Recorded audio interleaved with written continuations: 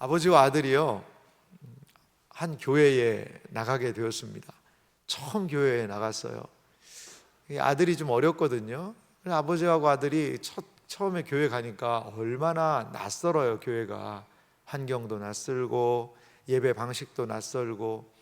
그래서 아버지는 이 예배가 다 집중도 안 되고 이해도 안 되고 눈만 멀뚱 뜨고 있는데, 아들을 봤더니요, 아들이요 초집중을 하고 있는 거예요. 아니, 얘가 공부할 때 좀 이렇게 했으면 좋겠는데 공부할 때도 안 보이던 집중력을 보이면서 목사님의 말씀을 잘 아들이 듣고 있는 거예요. 너무나 신기해가지고 예배를 마치고 가면서 아버지가 물어봤어요. 아들아, 뭐를 좀 알아듣겠니? 라고 얘기를 했어요. 그러니까 자기가 뭘 알아들은 거를 막 얘기할 줄 알았는데, 아들이 하는 말은요, 알아듣겠니? 얘기했더니 아니요, 하나도 모르겠던데요.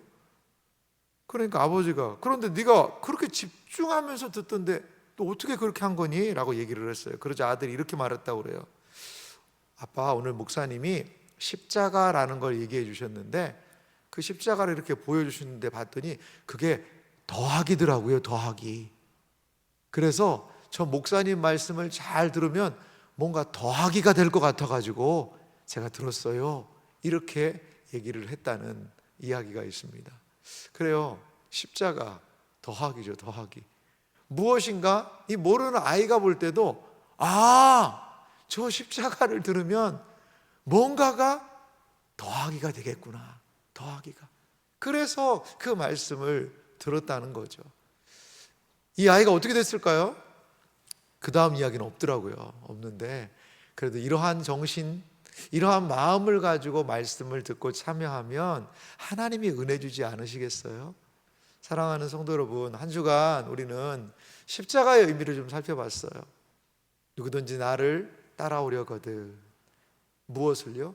자기를 부인하고 자기 십자가를 지고 나를 따르라 라는 주님의 이 말씀, 이 말씀도 들었고, 십자가가 말하고 있는 지혜, 십자가의 능력, 십자가 안에 있는 승리의 출발, 이 십자가 안에 있는 놀라운 의미들을 우리는 한 주간 동안 살펴보았습니다.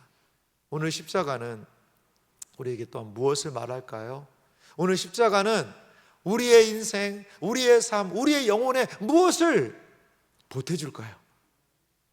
십자가는 결론을 말씀드리자면요, 하나님께서 우리에게 이루신 놀라운 화해, 화목이, 평화가, 화평이 이 십자가를 통하여 이루어지게 되었다는 사실을 여러분 마음에서부터 믿으시기 바랍니다.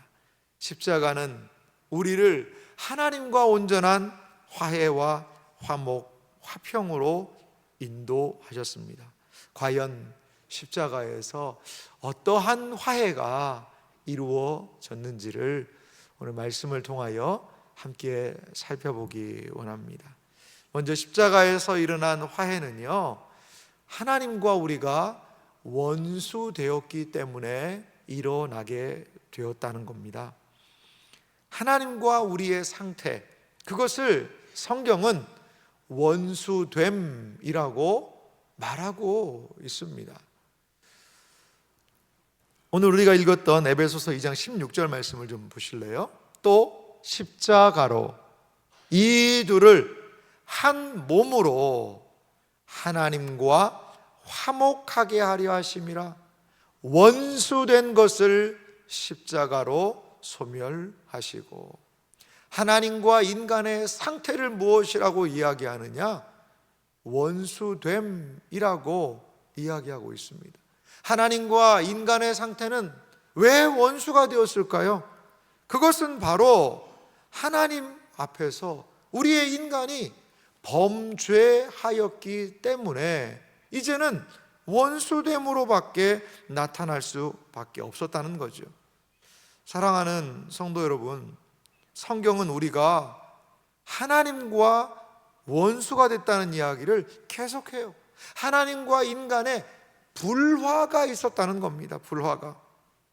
에베소서 2장 12절 오늘 본문 위쪽에는 이렇게 또 소개합니다. 그때 너희는 그리스도 밖에 있었고 이스라엘 나라 밖에 사람이라.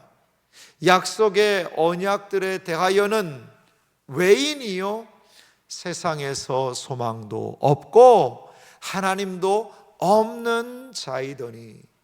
약속의 언약들에 대해서는 외인이요, 이건 뭐 이방인들을 이야기하는 건데요, 하나님의 약속에 대해서 멀리 있던 이방인들이었습니다. 세상에서는 소망이 없었어요. 하나님도 없는 자라고 이야기하고 있습니다. 하나님 없이 살아가는 인생, 하나님의 약속을 알지 못하는 인생, 얼마나 불쌍합니까? 그런데요, 자기가 그렇게 불쌍한 존재인지도 알지 못하고 하나님과 원수됨으로 살아요. 그 마음에요, 하나님 두기를 싫어합니다. 그 마음에요, 하나님을 인정하지를 않습니다. 여러분, 기독교에 대한 반감은 어디서 오는 걸까요? 여러분, 기독교가 여러분 무엇인가를, 물론 우리 기독교 신앙도 잘못한 것도 있죠.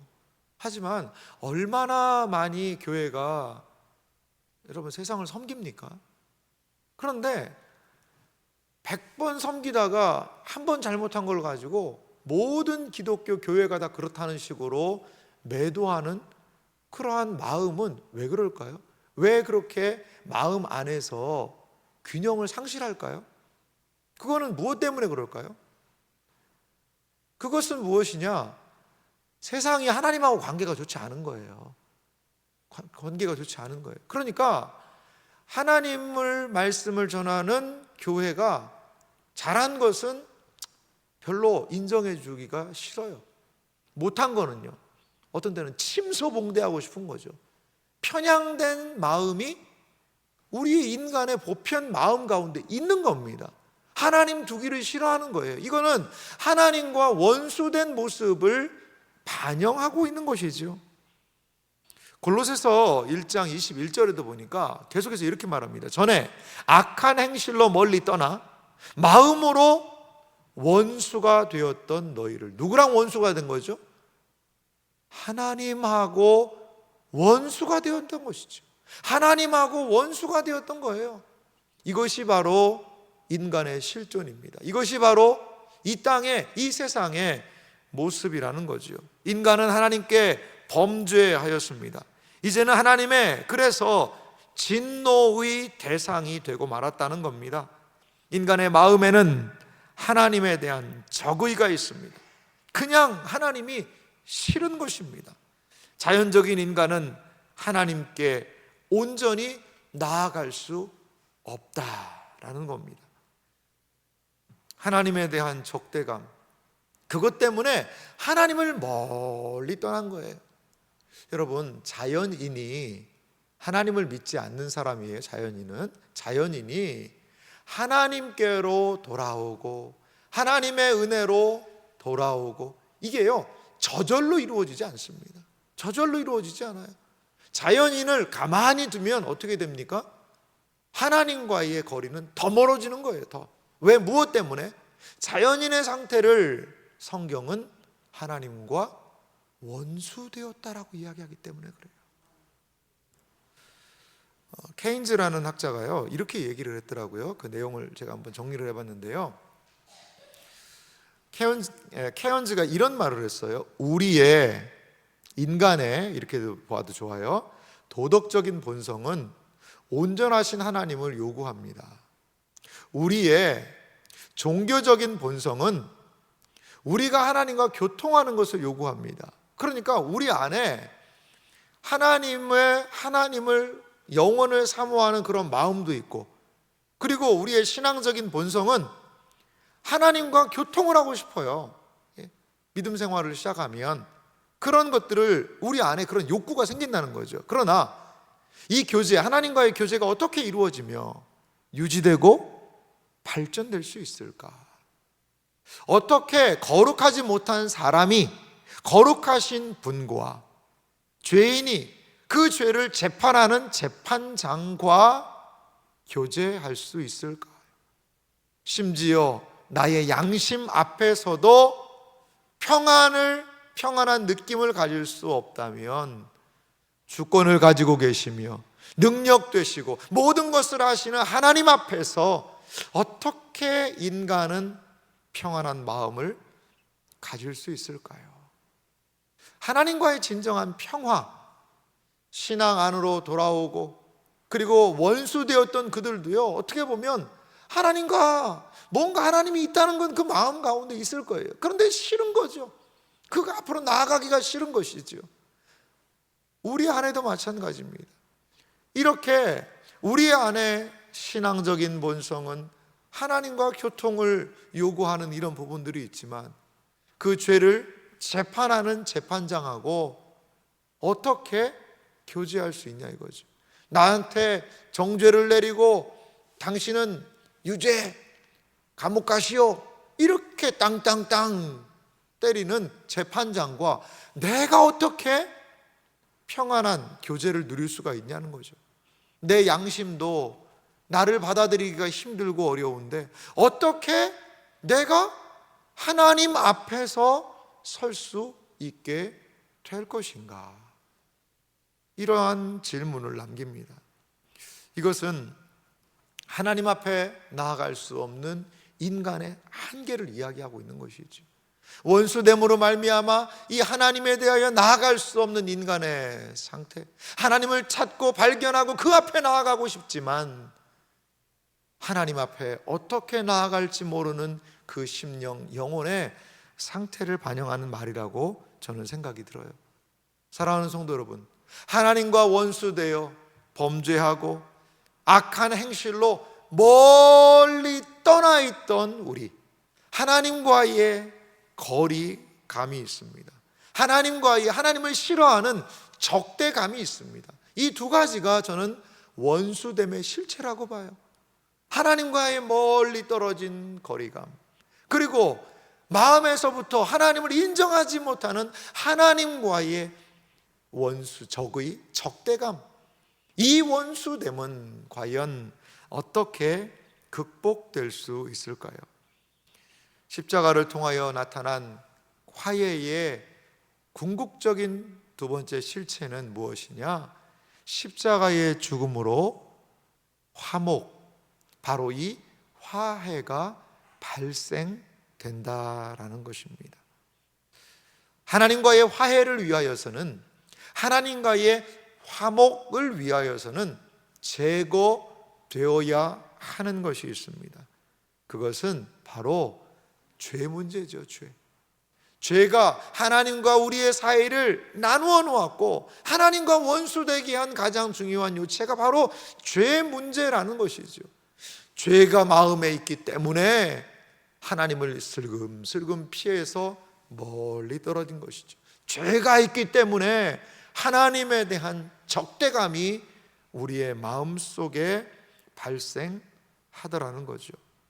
그러면 하나님께서 어떻게 화목을 위하여서 일을 하셨는가? 근데 참 놀라운 사실은요, 인간이요, 그 화해를 위하여서 할 게 없어요. 하나님하고 화해하고 싶은데요, 할 수 있는 게 없어요. 방식이 없어요.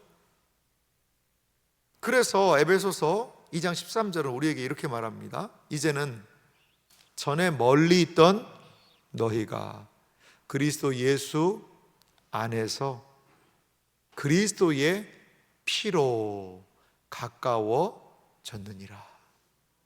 아멘. 전에 멀리 있던 너희, 범죄함으로 인하여 하나님에 대한 적대감으로 인하여 멀리 있던 너희가 그리스도 예수 안에서 그리스도의 무엇으로요? 피로 가까워졌다는 거죠. 이 거리감을 예수님께서 그리스도의 피로 좁혀 주셨다라는 겁니다.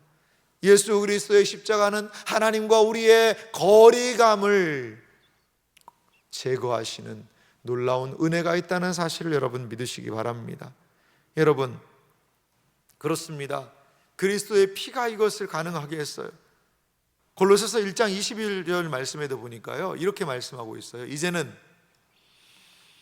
그의 육체의 죽음으로 말미암아 화목하게 하사 너희를 거룩하고 흠없고 책망할 것이 없는 자로 그 앞에 세우고자 하셨으니. 할렐루야. 그의 육체 그리스도의 죽음으로 말미암아 우리를 어떻게 만들었다고요? 거룩하고 흠없고 책망할 것이 없는 자로 그 앞에 세우는 것이지요. 이때에 무엇이 일어납니까? 하나님과의 화목, 하나님과의 화해가 죄의 용서로 말미암아 일어나게 된다라는 겁니다. 여러분, 우리는 거룩하고 흠없고 책망할 것이 없는 자, 이러한 이야기를 들으면요 부담이 많이 느껴져요. 아니, 나는 잘못한 게 많은데 어떻게 이게 가능하냐? 십자가가 어떻게 이걸 가능하게 했을까? 여러분, 이 십자가를 붙든다는 것은 오늘 저녁에도 그리스도와 하나됨에 대해서 살펴보겠습니다만, 지금 내가 조금 그래요. 십자가를 우리가 통과한 사람으로서 막 거짓말하고 막 죄짓고 막 그렇게 세상 사람들하고 똑같이 살면 안 되죠. 십자가를 따르는 사람은 그렇게 살면 안 되잖아요. 하지만요, 우리도 인간적인 양심이 있잖아요. 거룩하고 흠이 없고 오늘 책망할 것이 없는 자, 이러면요 내 양심이 인정이 안 돼요.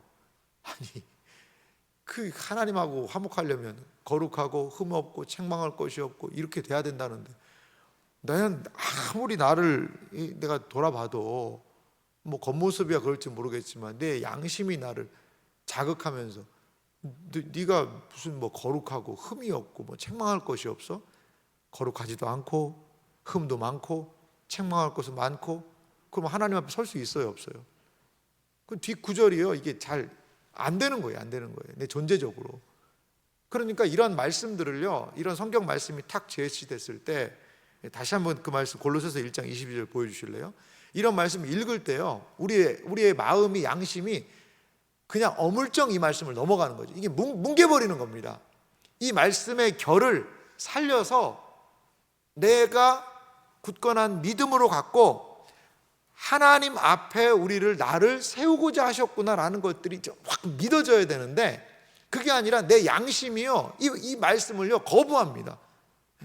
넌 거룩하지도 않고 야 흠도 많고 책망할 것이 많은데 어떻게 그 앞에, 하나님 앞에 설 수가 있냐? 이게 커지는 거죠. 내 실존적인 문제를 가지고 이게 보게 되는 겁니다.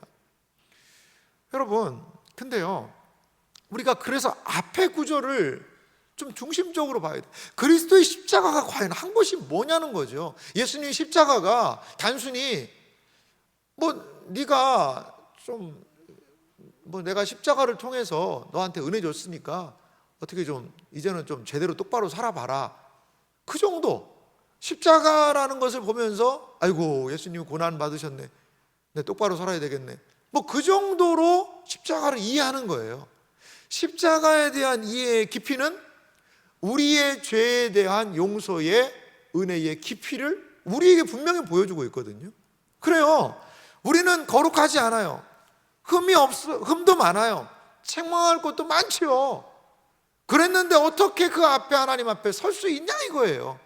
이 문제에 대해서 깊이 고민한 사람이라면 이건 우리 안에 대답이 없다는 겁니다. 우리가 할 수 없는 문제라는 거죠. 거룩하지 않고 흠 많고 책망할 것이 많다는 것은 뭐냐? 하나님과 거리감이 있고 하나님에 대한 적대감이 있고 하나님 뜻을 반하고 불순종하며 살고, 다른 말로 하나님의 원수된 모습 아니에요? 이 하나님의 원수됨을 어떻게 해결할 수 있냐 이거죠. 이것에 대해서 진지하게 고민하고 성찰하고 씨름한 사람이라면 그리스도의 십자가가요 눈에 번쩍 들어오게 되어 있다는 거죠. 길이 있구나.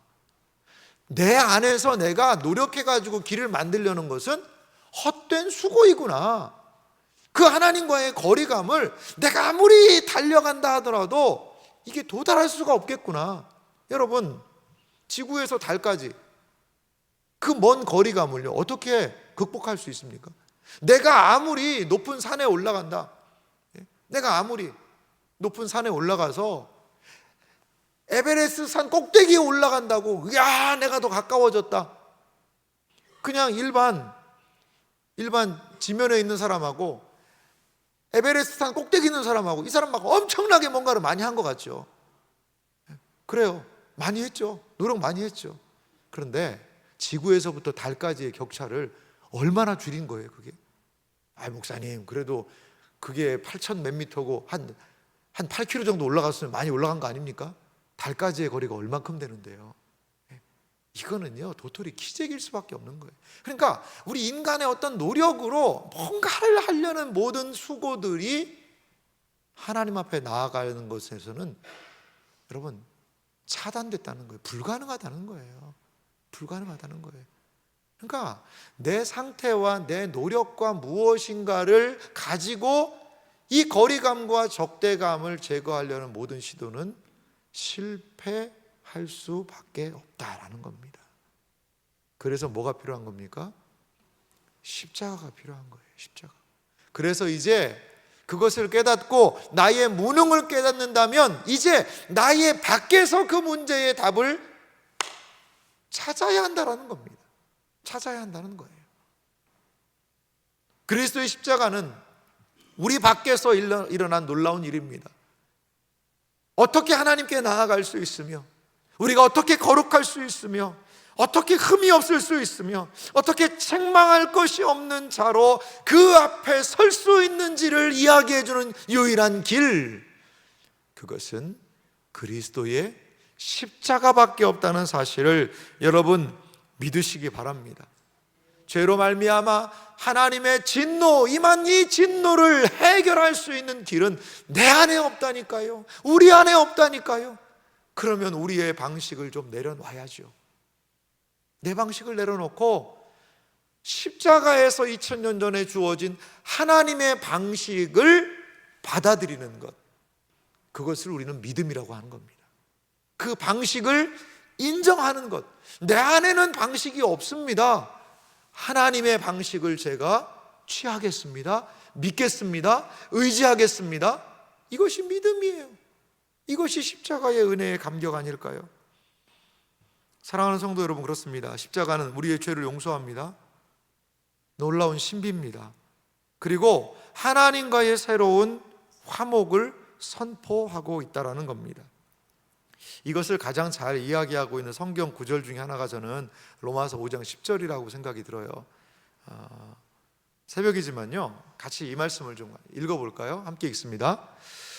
곧 우리가 원수 되었을 때에 그의 아들의 죽으심으로 말미암아 하나님과 화목하게 되었은즉 화목하게 된 자로서는 더욱 그의 살아나심으로 말미암아 구원을 받을 것이니라. 아멘. 우리가 원수 되었을 때에 그의 아들의 죽으심으로 말미암아 하나님과 화목하게 되었은즉, 사랑하는 성도 여러분, 이것보다도 더 놀라운 우리의 상태를, 복음의 은혜를, 십자가의 화목을 증거하는 말씀이 어디 있을까요? 우리의 상태는 하나님과 원수됨의 상태였지요. 그런데 그의 아들의 죽음으로 말미암아 하나님과 화목하게 되었다. 그의 살아나심으로 말미암아 구원을 받을 것이다. 그의 죽음이 우리에게 화목을 가져왔습니다. 그의 살아나심이 우리를 놀랍게 구원했다는 이 사실, 이것보다도 더 위대하고 놀라운 사실이 어디 있겠어요? 사랑하는 성도 여러분, 십자가는 우리를 하나님과 화해의 길로, 화목의 길로 이끄셨다는 사실을 믿으시기 바랍니다. 여러분, 근데요, 우리는 또 이런 생각도 할 수 있어요. 아니, 하나님이 못 하시는 게 없는데 그냥 그래, 니들이 죄진 것도 알고 니들이 나하고 지금 원수처럼 사는 것도 아는데 내가 하나님 아니냐, 니들의 마음의 모든 죄를 내가 용서하마, 다 없애준다, 이제 나만 믿어라, 자 잘 봐라, 죄 없어져라. 그래서 하나님이 죄를 샥 없애셨어요. 그래가지고 그런 방법을 할 수 있지 않나? 그런 방법을 할 수 있지 않냐 이거예요. 그러면 여러분, 왜 예수님이 십자가에 꼭 죽으시는 이 방식, 하나님이 인간이 되셔서 성육신 하셔서 인간의 모든 죄를 뒤집어 쓰시고 십자가에 돌아가시고 왜 이러한 번거로운 과정이 필요하냐 이거죠. 여러분, 왜 이런 과정이 필요할까요? 하나님은 왜 단번에 그냥 우리 죄를 그냥 한 번의 선포로 용서하지 못하시고 이러한 절차를 밟으셔야만 했을까요? 그것은 하나님의 공의라는 속성 때문에 그래요.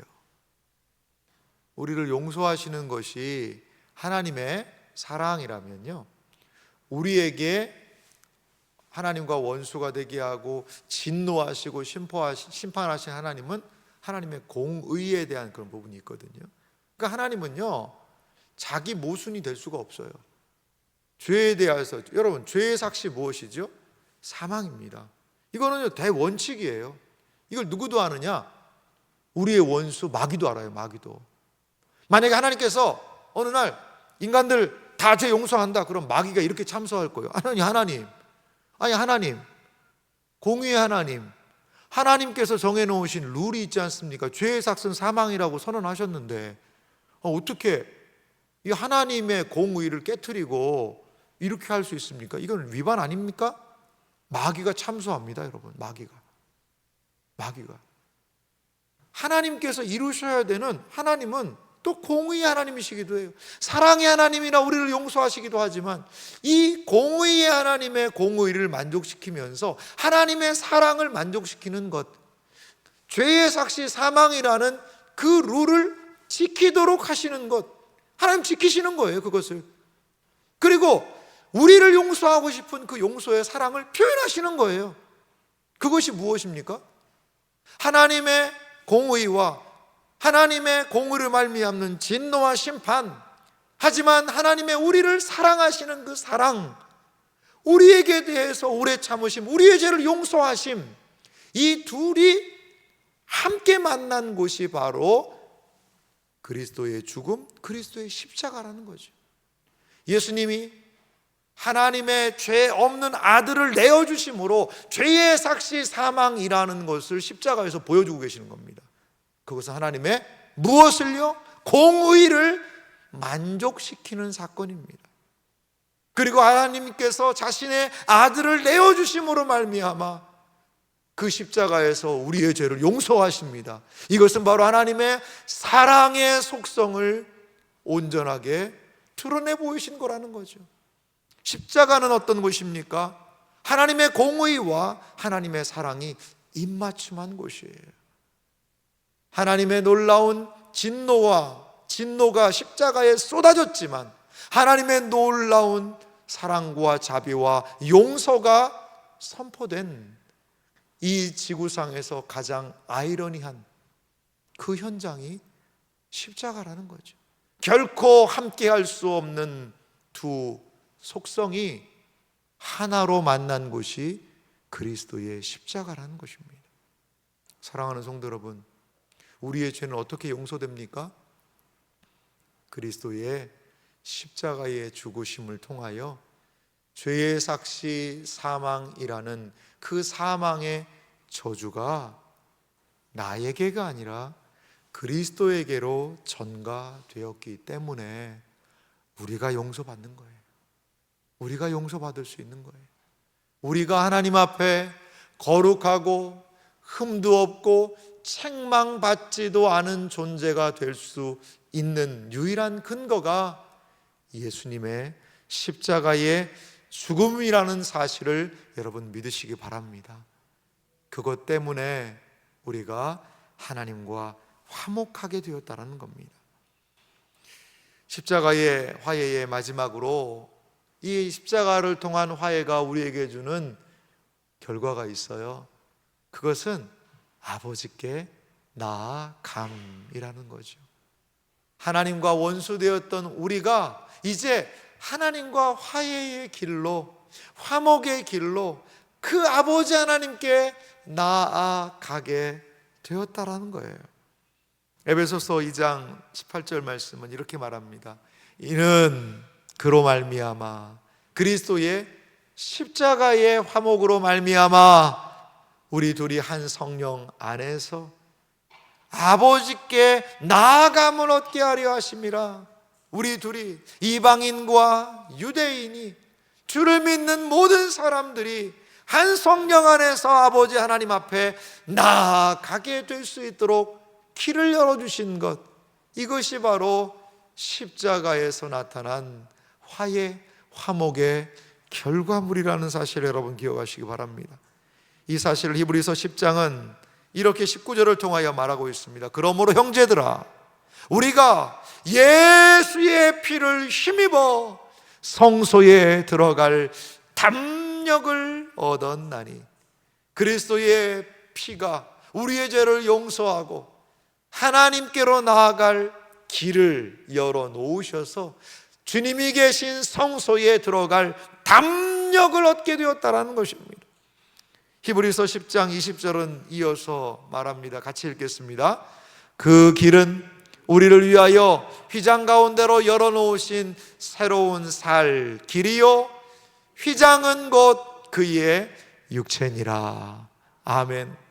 예수님이 십자가에 달려 돌아가실 때, 그때에 성전의 휘장이 위에서부터 아래로 쫙 찢어져 버렸습니다.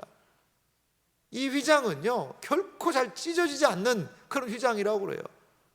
그런데 사람이 만약 찢었다면 그 높은 휘장이 아래에서부터 쭉쭉쭉쭉 찢어야 되겠죠.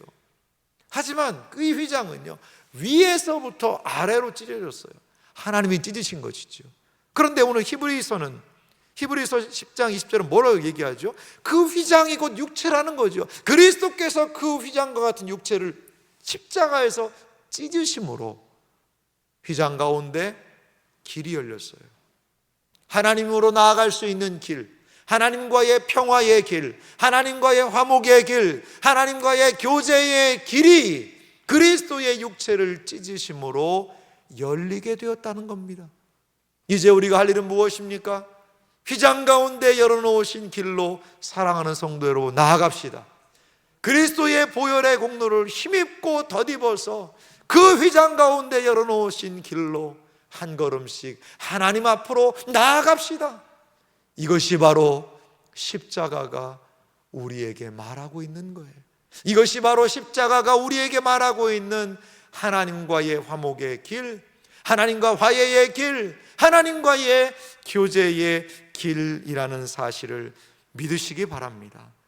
로마서 5장 11절 말씀, 그뿐 아니라 이제 우리로 화목하게 하신 주 예수 그리스도로 말미암아 하나님 안에서 또한 즐거워하느니라. 할렐루야.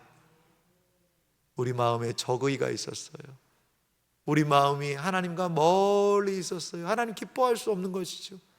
하지만 예수 그리스도의 화목하게 하심으로 말미암아 하나님 안에서 우리는 이제 즐거운 교제를 누리게 되었다라는 사실입니다. 그리스도의 십자가로 나아가십시오. 거기에 하나님과의 즐거움의 길이 있습니다.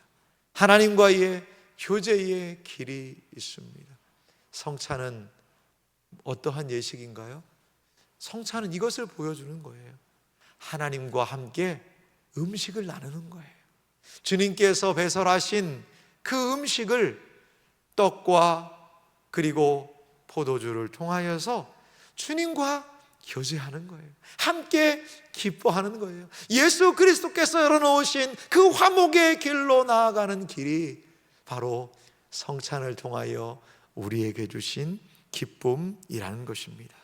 사랑하는 성도 여러분, 오직 그리스도의 십자가로 하나님께 나아갑시다. 우리의 의가 아닙니다. 우리의 행위가 아닙니다. 우리의 잘남이 아닙니다. 오직 그리스도의 십자가의 은혜로, 화목을 위하여 열어놓으신 그 길로, 그 은혜로 하나님 앞에 담대히 나아가는 우리가 됩시다. 점도 없고 흠도 없고 거룩한 모습으로 우리를 받아줄 수 있는 유일한 방식은 십자가밖에 없어요. 그래서 십자가를 붙들어야, 십자가를 붙들고 하나님께 나아가야 우리가 거룩해지는 겁니다. 십자가를 붙들지 않으면 우리의 점, 흠, 사단의 참소를 견딜 수가 없습니다.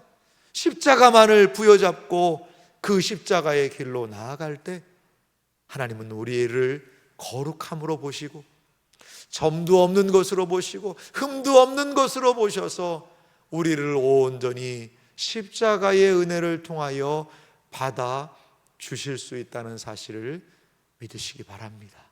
십자가에서 일어난 이 놀라운 화목의 길로 담대히 나아가는 우리들의 생애와 삶이 되시기를 주님의 이름으로 축원합니다.